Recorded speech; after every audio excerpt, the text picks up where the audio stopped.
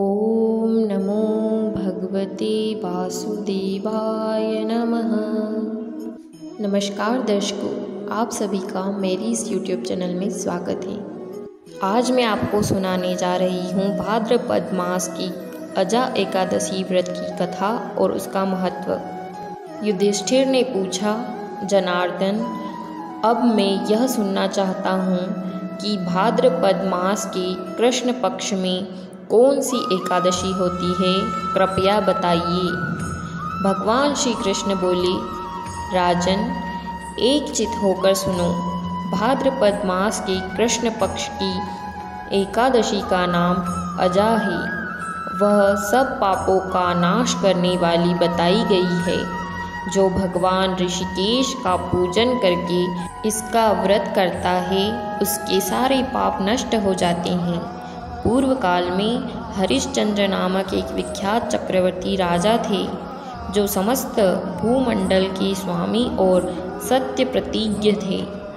एक समय किसी कर्म का फल भोग प्राप्त होने पर उन्हें राज्य से भ्रष्ट होना पड़ा। राजा ने अपनी पत्नी और पुत्र को भी बेच दिया, फिर अपने आप को भी बेच दिया। पुण्यात्मा होते हुए भी उन्हें चांडाल की दास्ता करनी पड़ी। वे मुर्दों का कफन लिया करते थे। इतने पर भी नृपश्रेष्ठ हरिश्चंद्र सत्य से विचलित नहीं हुए। इस प्रकार चांडाल की दास्ता करते उनके अनेक वर्ष व्यतीत हो गए। इससे राजा को बड़ी चिंता हुई।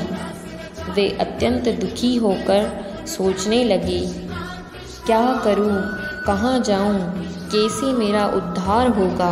इस प्रकार चिंता करते करते वे शोक के समुद्र में डूब गए। राजा को आतुर जानकर कोई मुनि उनके पास आए। वे महर्षि गौतम थे। श्रेष्ठ ब्राह्मण को आया देख नृपश्रेष्ठ ने उनके चरणों में प्रणाम किया और दोनों हाथ जोड़ गौतम ऋषि के सामने खड़े होकर अपना सारा दुखमय समाचार कह सुनाया।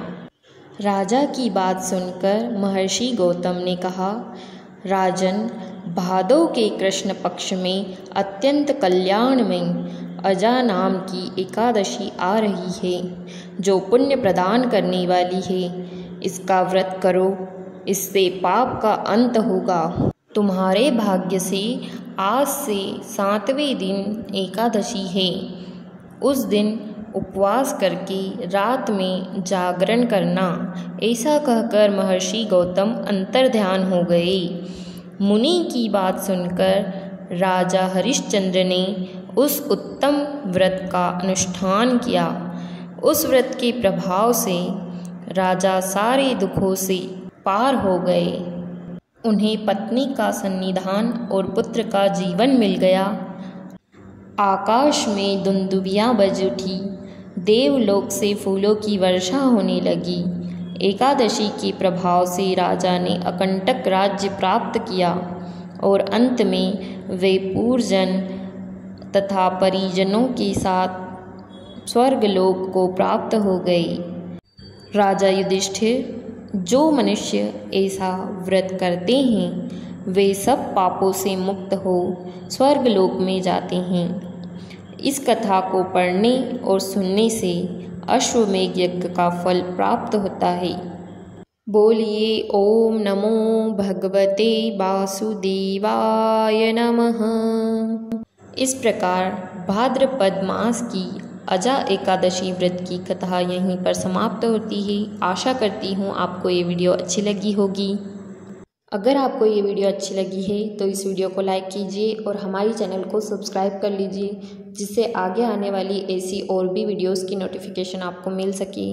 अपना कीमती समय इस वीडियो को देने के लिए आप सभी का धन्यवाद। जय श्री कृष्ण।